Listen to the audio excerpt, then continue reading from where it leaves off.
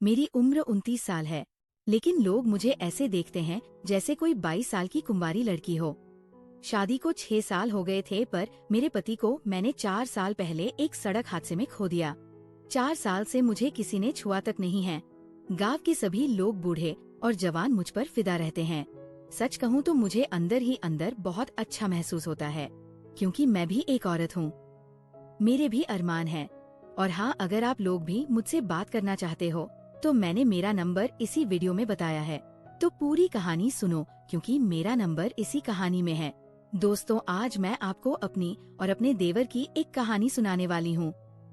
कहानी बहुत ही ज्यादा मजेदार होने वाली है, जिसमें आपको बहुत मजा आएगा। तो कहानी पूरी सुनना और देखना मेरे और मेरे देवर के बीच आखिर क्या क्या हुआ। चलिए दोस्तों, शुरू करती हूँ। हेलो दोस्तों, सबसे पहले मैं आपसे रिक्वेस्ट करना चाहती हूँ कि वीडियो देखने के बाद सब्सक्राइब जरूर कर लीजिएगा। मैं इन वीडियोस को बनाने में बहुत मेहनत करती हूँ और इसी से मैं अपना खर्चा चलाती हूँ। जो भी सब्सक्राइब करेगा, मैं दुआ करती हूँ कि उसकी जिंदगी बहुत अच्छी, अमीर और खुशहाल हो। प्लीज प्लीज सब्सक्राइब कर लीजिएगा। हेलो दोस्तों, सबसे पहले तो दिल से शुक्रिया उन सबका जो मेरी आवाज सुनने के लिए रुकते हैं। मैं हूँ आपकी सुनीता।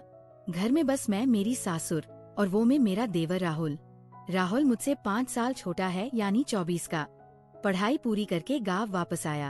अब खेती बाड़ी संभालता है और थोड़ा मोटा ठेका भी देखता है। मैं बताऊं अपनी सूरत के बारे में थोड़ा। लोग कहते हैं कि विधवा होकर भी मैं अब भी बहुत अच्छी लगती हूँ। रंग गोरा पर वो गेहूं, और वो दूध जैसा नहीं, हल्का सा जो गर्मियों में और निखर आता है। आंखें बड़ी बड़ी काजल लगाने की आदत है। बाल लंबे काले, कमर पतली, और हाँ, ऊपर नीचे दोनों तरफ थोड़ा भराव है, जो साड़ी में अच्छा लगता है। घर में साड़ी ही पहनती हूँ, कभी पटियाला कभी सलवार, पर तन्ने पर ज्यादातर साड़ी ही, क्योंकि सास कहती है बहू विधवा होकर भी घर की इज्जत बनाए रख। अब बात करते हैं उसकी, राहुल की। शुरू में तो वह बस एक साधारण लड़का लगता था। मेरे सामने आंखें झुकाकर बात करता, जी भाभी, हाँ भाभी। पर धीरे धीरे कुछ बदलाव आने लगा। नहीं कि वह कुछ गलत करता, पर उसकी नजरें मेरे चेहरे से ज्यादा देर तक नहीं रुकती थी। नीचे सरक जाती थी, कभी मेरी कमर पर, कभी कूल्हों की तरफ, कभी ब्लाउज की तरफ। और जब मैं उसे देखती, वह झट से नजर हटा लेता, चेहरा लाल हो जाता। मैं समझ गई थी कि उसके मन में कुछ चल रहा है, और सच कहूँ तो मेरे मन में भी कुछ हलचल होने लगी थी। 5 साल हो गए थे किसी पुरुष के स्पर्श को। मैं भी सोचती, हाय अकेलापन। रात को अकेले लेटकर कभी कभी शरीर तड़प उठता, पर मैं खुद को रोकती, क्योंकि ये घर है, ये रिश्ता है, ये समाज है। एक शाम की बात है, मैं बगीचे में फूलों को पानी दे रही थी। साड़ी का पल्लू कंधे से सरका हुआ था, क्योंकि हवा चल रही थी। राहुल खेत से लौटा था, मिट्टी से सना हुआ, पसीना पसीना। वो सीधा मेरे पास आया और बोला, भाभी, आज बहुत गर्मी थी, पानी पीने को जी चाह रहा है। मैंने मुड़कर उसे देखा। उसकी आंखें मेरे चेहरे पर थी, लेकिन फिर धीरे धीरे नीचे गई, जहाँ पल्लू थोड़ा सा और सरक गया था। मैंने जानबूझकर पल्लू को तुरंत नहीं ठीक किया, बस हल्के से मुस्कुराई और बोली, अंदर फ्रिज में रखा है, जा ले आ। वो अंदर गया, लेकिन लौटते वक्त फिर रुक गया। मेरे ठीक पीछे खड़ा हो गया। मैं फूलों को पानी दे रही थी, थोड़ा झुककर। मेरी कमर खुली हुई थी। वह इतना करीब था कि उसकी सांस मेरी पीठ पर लग रही थी। भाभी, आपका पल्लू, उसने धीरे से कहा। मैंने पीछे मुड़कर देखा। अरे हाँ, धन्यवाद। और मैंने धीरे धीरे पल्लू ठीक किया, जानबूझकर थोड़ा धीमा करके। उसकी आंखें मेरे हाथों को फॉलो कर रही थी। उस शाम के बाद उसकी हिम्मत थोड़ी बढ़ गई। वह मेरे पास ज्यादा आने लगा। कभी बोलेगा, भाभी आज सब्जी बहुत स्वादिष्ट बनी है, जैसे कोई बहुत प्यार से बनाई हो। मैं हंसकर कहती, अच्छा तो रोज प्यार से बना दूंगी। वो शर्माकर चुप हो जाता। एक दिन दोपहर में मैं खेत में सब्जियां तोड़ रही थी। गर्मी बहुत थी। मैंने साड़ी का पल्लू कमर में ठूंस लिया था, ताकि काम आसान हो। ब्लाउज का नीचे का हिस्सा थोड़ा ऊपर चढ़ा हुआ था। पसीने से पेट चमक रहा था। राहुल पास से आवाज लगाई, भाभी यहाँ क्या कर रही हो? मैंने झुककर देखा, सब्जियां तोड़ रही हूँ। वो बोला, मैं भी आऊं मदद कर दूं। मैंने हंसकर कहा, आवो। आ गया। हम दोनों साथ में सब्जियां तोड़ने लगे। कई बार उसके हाथ मेरे हाथ से टकराए, कई बार उसकी बाह मेरी कमर को छू गई। मैं चुप रही। एक भारी टोकरी थी, बहुत भारी। हम दोनों ने मिलकर उठाने की कोशिश की। मैं आगे थी, वो पीछे। उठाते वक्त उसका पूरा शरीर मेरे पीछे सट गया। मैंने महसूस किया उसकी सख्ती मेरी कमर के नीचे वाली जगह पर। एक पल के लिए दोनों रुक गए। मैंने धीरे से कहा, राहुल संभल के। वो हड़बड़ा गया। सॉरी भाभी, टोकरी भारी थी। मैंने कुछ नहीं कहा, बस मुस्कुराई और काम में लग गई। पर उस दिन के बाद वह स्पर्श मेरे दिमाग में बार बार आने लगा। धीरे धीरे बातें घरेलू होने लगी। वो मेरे साथ रसोई में खड़ा होकर बात करने लगा।